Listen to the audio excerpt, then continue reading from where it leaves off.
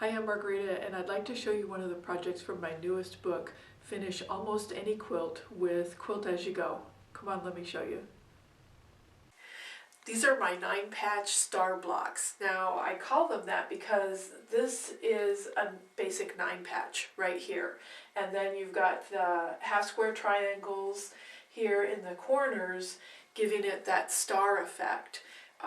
Depending on the emphasis of fabrics, this block is also known as Farmer's Daughter, Father's Choice, or Sister's Choice. And so there's a lot of versatility in it if you choose to emphasize the star points or the patchwork.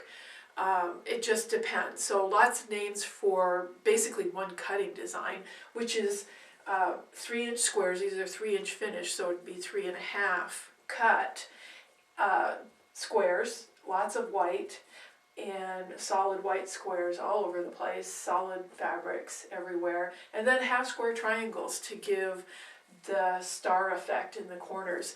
And half-square triangles and plain blocks are about as easy as you could possibly get in terms of quilt blocks. So I love this. I love these blocks.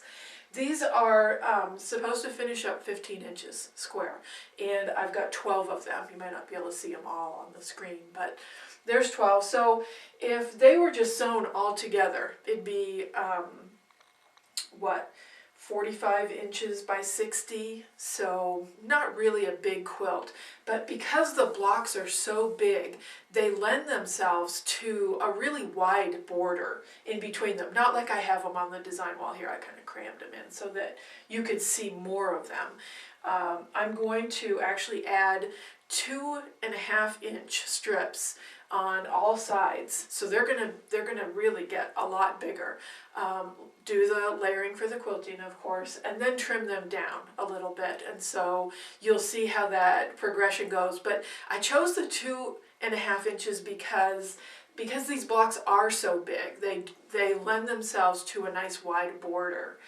So the fabric I chose is sort of a overall light baby blue type white on blue print, an overall print, very, very small. And I think it goes well with it, something like these small prints. So it'll just blend right in with the scrappy look.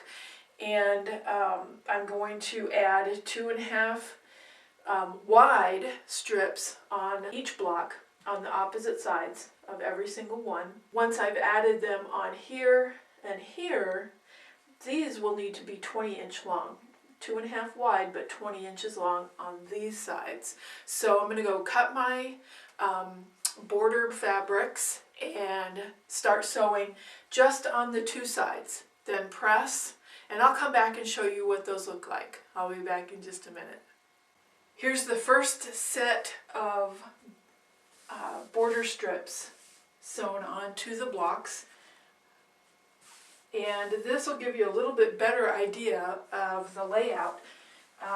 Just take a couple of strips of fabric and overlap them.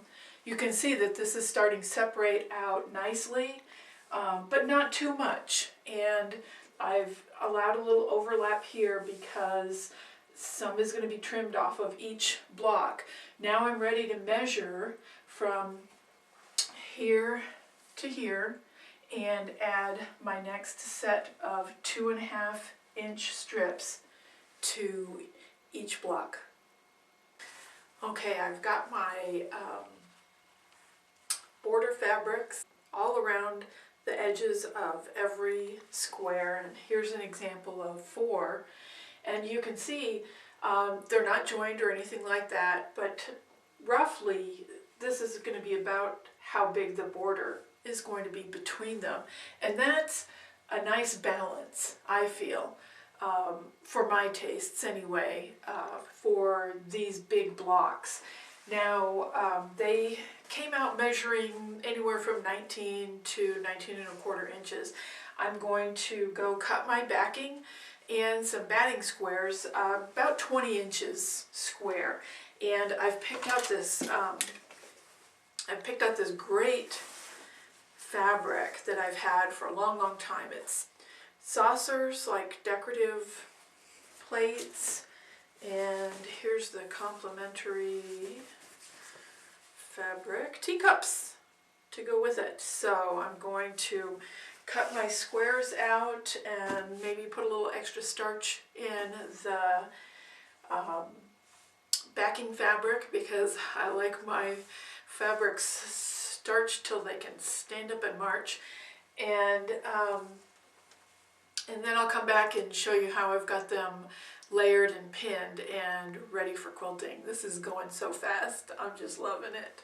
I'll be back soon. Thanks so much for watching. Here's a link to how I machine quilted the blocks for this quilt. And if you want some more information about the book and the rest of the Quilt As You Go process, I got a link for that too.